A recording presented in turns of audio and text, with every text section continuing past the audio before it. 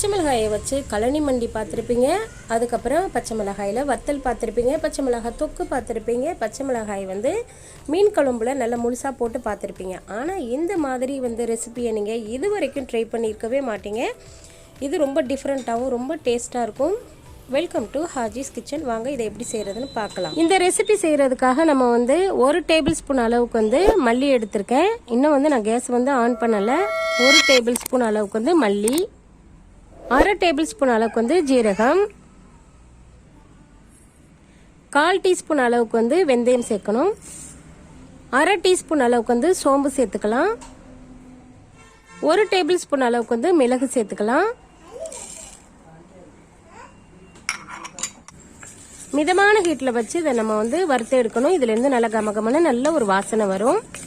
எல்லாமே நல்லா வறுபட்டு வந்ததுக்கப்புறம் இப்போ வந்து கேஸை வந்து ஆஃப் பண்ணிடலாம். ஆஃப் பண்ணிவிட்டு இதை வந்து ஒரு பிளேட்டில் கொட்டி ஆற வச்சுட்டு நம்ம வந்து மிக்ஸி ஜாரில் இதை வந்து நல்லா பவுடரை அரைச்சி எடுக்க போகிறோம்.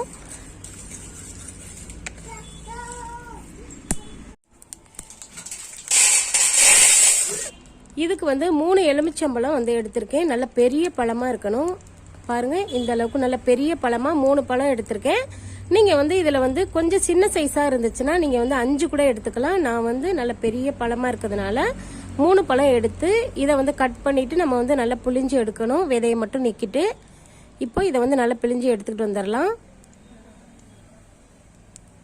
இதில் வந்து 6 டேபிள் ஸ்பூன் அளவுக்கு வந்து நல்லெண்ணெய் சேர்த்துருக்கேன். எண்ணெய் நல்லா காஞ்சிக்கிட்டு இருக்கு. நல்லா மிதமான ஹீட்டில் வச்சு இதை நல்லா காய விடணும். எண்ணெய் பாருங்க நல்லா காஞ்சிருச்சு. நான் வந்து கேஸ் அடுப்பை வந்து ஆஃப் பண்ணிட்டு எண்ணெய் நல்லா இந்த மாதிரி நல்லா அனல் பறக்க காயணும். மிதமான ஹீட்டில் வச்சிடாம இந்த அளவுக்கு நல்லா அனல் பறக்க காஞ்சதுக்கு அப்புறம் நம்ம வந்து இதில் என்ன சேர்க்க போறோம்னாக்க 2 டேபிள் ஸ்பூன் அளவுக்கு வந்து மிளகாத்தூள் சேர்த்துக்கலாம். எண்ணெய் நல்லா சூடாக இருக்கணும்.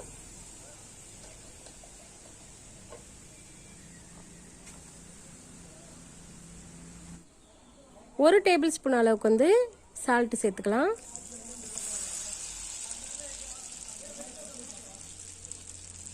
ஒரு டீஸ்பூன் அளவுக்கு வந்து பெருங்காயத்தூள் சேர்த்துக்கலாம்.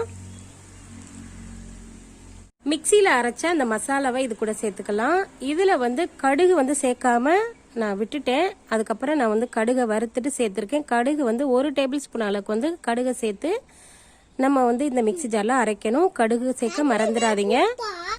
நம்ம அரைச்ச மசாலா வந்து 2 டேபிள் ஸ்பூன் அளவுக்கு நமக்கு இருக்கு. எல்லாத்தையுமே நம்ம வந்து இதில் சேர்த்துடலாம்.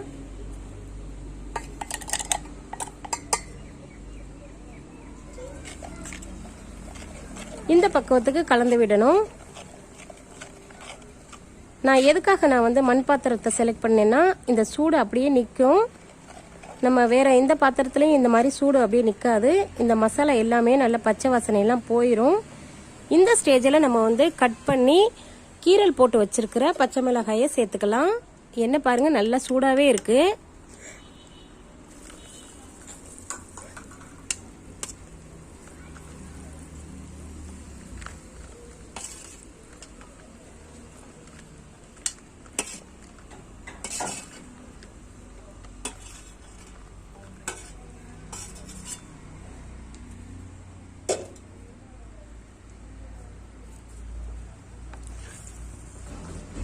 அப்படியே மெதுவாக அப்படி கலந்து விடணும்.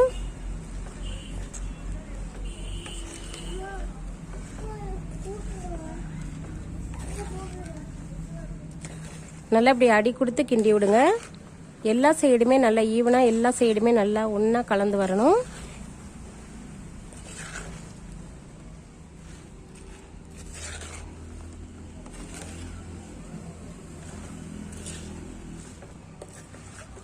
இதில் வந்து நம்ம வந்து புளி சேர்த்துக்கிறதுனால சேர்த்துக்கலாம். இல்லைன்னா நம்ம வந்து லெமன் கூட சேர்த்துக்கலாம். நான் வந்து இன்னைக்கு வந்து 3 லெமனை வந்து கட் பண்ணிட்டு நல்லா பிழிஞ்சு வச்சிருக்கேன் சாரை. புளி சேர்க்காம லெமன் சேர்க்க போறேன்.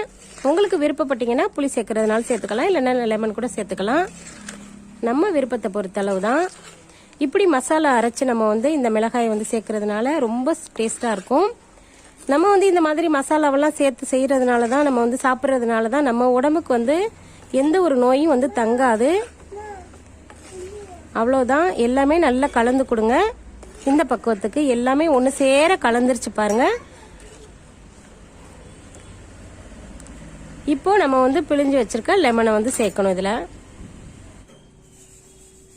இந்த ஸ்டேஜில் பிழிஞ்சு வச்சிருக்கிற 3 லெமனை வந்து இதில் சேர்த்துக்கணும். அதில் உள்ள விதையை நீக்கிட்டு சேர்த்துக்கணும்.